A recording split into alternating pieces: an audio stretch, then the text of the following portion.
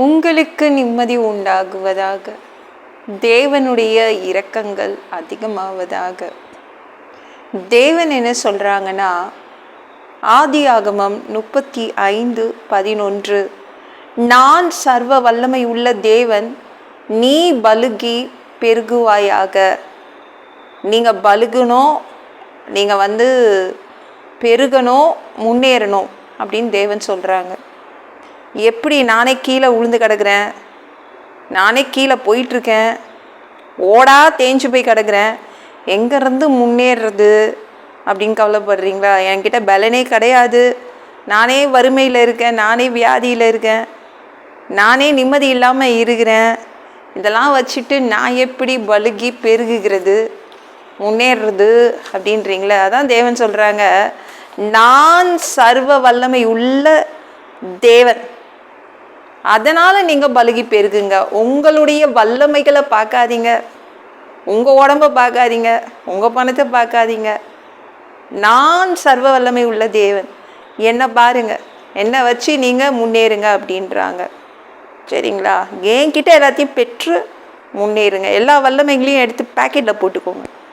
தேவனுடைய சர்வ வல்லமைகள், எல்லா வல்லமைகளையும் எடுத்து உங்கள் பேக்கெட்டில் போட்டு வச்சுக்கோங்க, உங்கள் பர்ஸில் போட்டு வச்சுக்கோங்க. அதை வச்சு நம்ம முன்னேறணும். சரிங்களா? நாம் முன்னேறுவதற்கு அவர் நிறையா வச்சுருக்கார், அதெல்லாம் அவர்கிட்ட நம்ம பெற்றுக்கொள்ளணும். சரிங்களா? என்னங்க, என் வேலையால் நான் ஒடுக்கப்படுறேன், என் குடும்பத்தால் நான் ஒடுக்கப்படுறேன், என்னுடைய கணவரால் ஒடுக்கப்படுறேன், கடனால் ஒடுக்கப்படுறேன், மனிதர்களால், பொல்லாத மனிதர்களால் மிதிக்கப்படுறேன், எப்படிங்க முன்னேறது பற்றிலாம் ஒரு துளி கனவு கூட இல்லைங்க அப்படின்றீங்களே? இல்லை, கவலைப்படாதீங்க. தேவன் இருக்கார், அவர் சர்வ வல்லவர், அவரை வச்சு தான் நீங்கள் முன்னேற போகிறீங்க. சரிங்களா? ஒன்றுமே சம்பாதிக்காத புருஷன், அவரை வச்சுக்கிட்டு நான் என்ன பண்ணுறது, ஒன்றுக்குமே லாக்கி இல்லாத பிள்ளைங்க, என் பசங்க, அவங்களெல்லாம் வச்சு நான் எப்படிங்க முன்னேறது? அதனால தான் இந்த நிலமையில் நான் இருக்கேன் அப்படின்னு கவலைப்படுறீங்களா? கொஞ்சோண்டு சம்பளம், கூலி வேலை, என்னங்க எப்படிங்க முன்னேற்றம் இருக்கும்? என் வீட்டில் எப்படி முன்னேற்றம் இருக்கும்?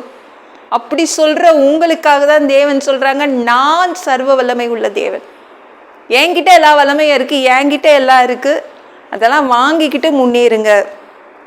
சரிங்களா? அவ்வளோதான். உங்களுடைய சம்பளத்தை வச்சு அவர் பெருக சொல்லலை. உங்கள் கணவரை வைத்தோ, உங்கள் சொத்துக்களை வைத்தோ, உங்கள் அறிவை வைத்தோ, உங்கள் படிப்பை வச்சோ அவர் உங்களை முன்னேற சொல்லலை. வெறும் அவருடைய வல்லமைகள், சர்வ வல்லமைகள், எல்லாவித வல்லமைகள், பவர் வச்சுருக்கார் அவர். இதெல்லாம் வாங்கிட்டு முன்னேறுங்க அப்படின்னு தேவன் சொல்கிறாங்க. சரிங்களா? அவருடைய எல்லா வல்லமைகளையும் வாங்கிக்கிட்டு நீங்கள் உங்கள் கடன் அடைங்க, ஒரு நல்ல வீடு வாங்குங்க, கார் வாங்குங்க, கலெக்டர் ஆகுங்க, டாக்டர் ஆகுங்க, நல்லா படிங்க. எல்லாத்துக்கும் தேவையான அளவு சர்வ வல்லமை உள்ள தேவன் நம்ம தேவன்.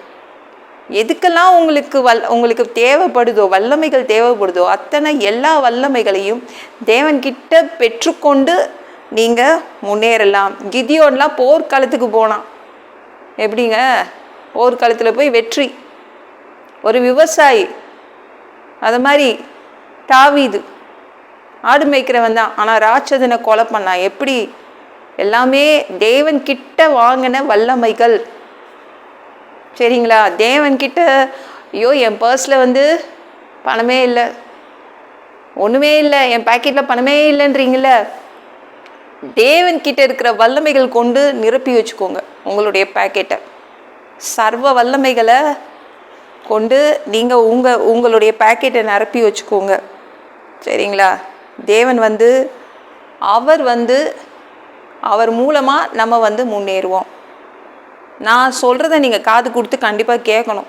என்கிட்ட ஒன்றும் இல்லைன்னு சொல்லாதீங்க, என்கிட்ட ஒன்றும் இல்லை, நான்லாம் எப்படி முன்னேறுதுன்னு சொல்லாதீங்க. உங்ககிட்ட தான் இயேசு இருக்காருல்ல, உங்ககிட்ட தான் தேவன் இருக்காருல்ல, அப்போ அந்த தேவனுக்கு எவ்வளோ வல்லமை இருக்குது அதை உணர்ந்துக்கோங்க. சரிங்களா? அவருடைய வல்லமை, அவருடைய எல்லா பவரும் நம்முடையது தான். சரிங்களா? அதனால் ஈஸியாக நம்ம முன்னேறிடலாம். இந்த வீடியோ பிடிச்சிருந்துச்சுன்னா மற்றவங்களுக்கு ஷேர் பண்ண மறக்காதீங்க. கர்த்தர் தாமே உங்களை ஆசீர்வதிப்பாராக. ஜெபம் பண்ணலாமா? அன்பு பிதாவே, உங்கள் பிள்ளைங்க உங்கள் பாதத்தில் வந்திருக்காங்கப்பா. சாமி இரக்கம் செய்யுங்க, இறங்குங்க அப்பா. உங்கள் பிள்ளைங்க நல்லா இருப்பாங்க இனிமேலேருந்து. இனிமேல் அவங்க புரிஞ்சுக்கிட்டாங்கப்பா. உங்கள் பிள்ளைங்க உங்ககிட்ட இருந்து பெற்றுக்கொண்டு முன்னேறணும். உங்ககிட்ட இருக்கிற எல்லா வல்லமைகளையும் சர்வ வல்லமைகளையும் பெற்றுக்கொண்டு முன்னேறணும். உங்கள் பிள்ளைங்க புரிஞ்சுக்கிட்டாங்க. உங்கள் பிள்ளைங்க இனிமேல் முன்னேறுவாங்க. நன்றி அப்பா. நீங்கள் உதவி செய்வீங்க. எல்லாம் பொல்லாத பிசாசுகள், ஏவல்கள், மந்திரங்கள், தற்கொலை ஆவிகள், பயத்தின் ஆவிகள், பலவீனப்படுத்துகின்ற ஆவிகள் எல்லாம் இயேசு என்ற பெயரினை கொண்டு துரத்துகிறேன். ஓடிப்போ. உங்கள் பிள்ளைங்கள இரத்த கோட்டிக்குள் மறைச்சிக்கோங்க. பரிசுத்த ஆவியால் நிரப்புங்க. ஞான ஸ்நானம் எடுக்கணும். ரட்சிப்பீராக.